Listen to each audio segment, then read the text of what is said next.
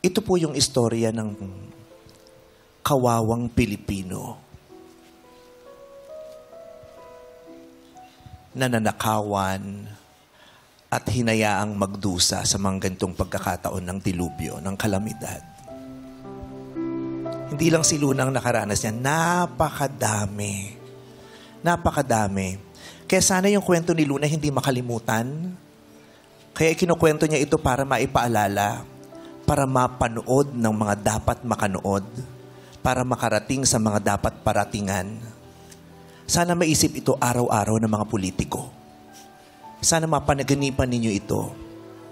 Hanggang sa paggising nyo, sana itong kwento ni Luna maalala ninyo. Kasi hindi lang puso ngayon ang kinakatok natin, kasama pati konsensya at kaluluwa. Napakaraming nakaranas. Lahat sila dito, kaya kanina nung simula, sabi ko, taasan na natin yung energy, patawanin na natin ang slide sa simula. Kasi pag nagkwentuhan tayo, hindi na natin alam. Hindi ko na alam kung paano to gagawing light kasi it's not light. Diba? Kahit pilitin nating mag-joke, ang awkward lang.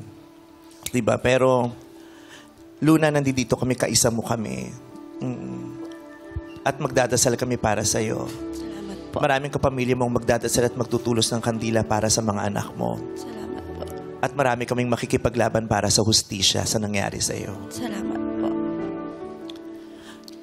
Paano mo ngayon naharapin ang buhay mo, Luna? Sa ngayon po, hindi ko pa alam kung paano magsimula eh. Hindi ko alam kung paano ako magsimula. Wala pa akong plano. Naiintindihan ka namin. Hindi ganun kadaling magplano. Hindi na ganun kadaling mag-isip ngayon. Hindi ko na nga alam kung anong sinasabi mo pag nagdadasal ka. Pero araw-araw, piliin mo lang gumising. Yun muna. Araw-araw, piliin mo lang gumising. Araw-araw, piliin mo lang munang huminga, mabuhay. Diyos na bahala sa iyo. Kasi madaling magsabi na, magtrabaho ka, kumilos ka, hindi pa tapos ang buhay, hindi natin alam kung gaano to kahirap. Iba-iba ang dibdib natin. Hindi, tsaka siguro yung kaya ka nabuhay dahil may purpose ka pa. Doon na. May kailangan pang gawin sa mundo. Siguro antayin na lang natin kung ano pa yung pwedeng blessing sa'yo ni Lord. Sana huwag kang mapagod magdasal, no? At naway ang kwento mo ang magbago ng estado ng bansang ito.